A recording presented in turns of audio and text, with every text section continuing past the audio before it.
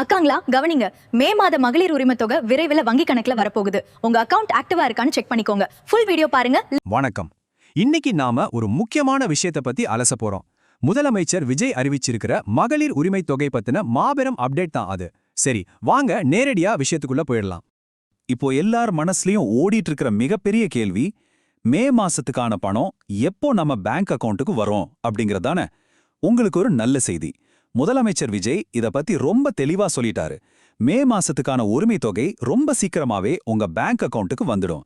So அத பத்தின கவலை இனி வேணாம். சரி, இந்த திட்டத்தோட பின்னணி என்ன, இப்போ இது எப்படி செயல்பட்டு இருக்குன்னு கொஞ்சம் பார்ப்போம். இந்த நம்பரை கவனிங்க. 31 லட்சம். ஆமாங்க, தமிழ்நாடு முழுசும் கிட்டத்தட்ட 31 லட்சம் பெண்கள் இந்த உரிமை தொகையை நம்பியிருக்காங்க. ஒரு அரசாங்க திட்டம் மக்கள் கிட்ட எவ்ளோ பெரிய தாக்கத்தை ஏற்படுத்துதுன்னு இந்த ஒரு நம்பரே நமக்கு சொல்லுது இல்லையா? இது வரைக்கும் இந்த திட்டம் எப்படி இருந்துச்சு? முந்தைய திமுக ஆட்சியில இந்த 31 லட்சம் பயனாளிகளுக்கும் மாசம் 15ஆம் தேதி 1000 ரூபாய் உங்க பேங்க் அக்கவுண்ட்ல வரவு வைக்கப்பட்டு வந்துச்சு.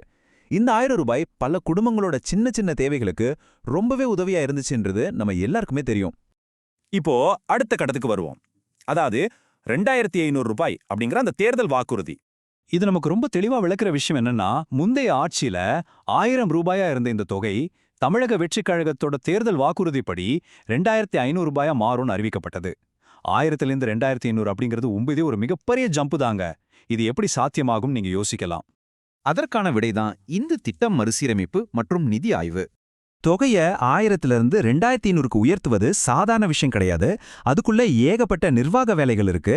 இப்போ சென்னை தலைமைச் செயலகத்துல என்ன நடந்துட்டு இருக்குன்னா, முதல்ல முதலமைச்சர் விஜய் அதிகாரிகளோட தீவிரமான ஆலோசனையில ஈடுபட்டாரு. ரெண்டாவதா, இந்த தொகையை 2500 ரூபாயா உயர்த்தினா அரசுக்கு எவ்வளவு செலவாகும்னு நிதித்துறை செயலாளரும் தனிச்செயலாளர்களும் ரொம்ப டீட்டெயிலா ஆய்வு செஞ்சிருக்காங்க. மூணாவதா, இந்த ஆய்வுகளோட முடிவுல திட்டத்தை மறுசீரமைப்பு செய்யறதுக்கான முடிவுகள் எடுக்கப்பட்டு மே மாசத்துக்கான நிதியும் ரிலீஸ் பண்ணப்பட்டிருக்கு. இங்கே நாம கவனிக்க வேண்டிய முக்கியமான பாயிண்ட் என்னன்னா, நிதித்துறையிலிருந்து வந்திருக்கிற அதிகாரப்பூர்வ தகவல் படி இந்த திட்டம் இப்போ மறுசீரமைக்கப்பட்டு வருது. இருந்தாலும் சிறப்பு செயலாக்கத்தின் கீழே நிதியை ரிலீஸ் பண்ணிட்டாங்க. சிம்பிளா சொல்லணும்னா, ஒரு பக்கம் திட்டத்தை மாத்தி அமைக்கும் வேலைகள் தீவிரமா நடந்துட்டு இருந்தாலும் பயனாளிகளுக்கான மே மாச தொகை எந்த தடையும் இல்லாம ரொம்ப சீக்கிரமே உங்க அக்கௌண்ட்டுக்கு வந்துடும்.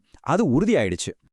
இப்போ இந்த முழு அலசலையும் பார்த்து முடிச்ச பிறகு நான் உங்ககிட்ட ஒரு முக்கியமான கேள்வியை விட்டுட்டு போக விரும்புறேன். மாசம் 2500 ரூபாய் அப்படிங்கிறது தமிழ்நாட்டில் இருக்கிற ஒவ்வொரு குடும்பத்தோட நீண்ட கால பொருளாதார நிலைமையில என்ன மாதிரியான ஒரு தாக்கத்தை கொண்டு வரும்? இந்த மறுசீரமைக்கப்பட்ட திட்டம் முழுமையா அமலுக்கு வரும்போது அது மக்களோட வாழ்வாதாரத்துல எவ்வளோ பெரிய மாற்றத்தை ஏற்படுத்துங்கிறத நம்ம பொறுத்திருந்து தான் பார்க்கணும். மீண்டும் இதே மாதிரி ஒரு பயனுள்ள அலசல்ல சந்திப்போம்.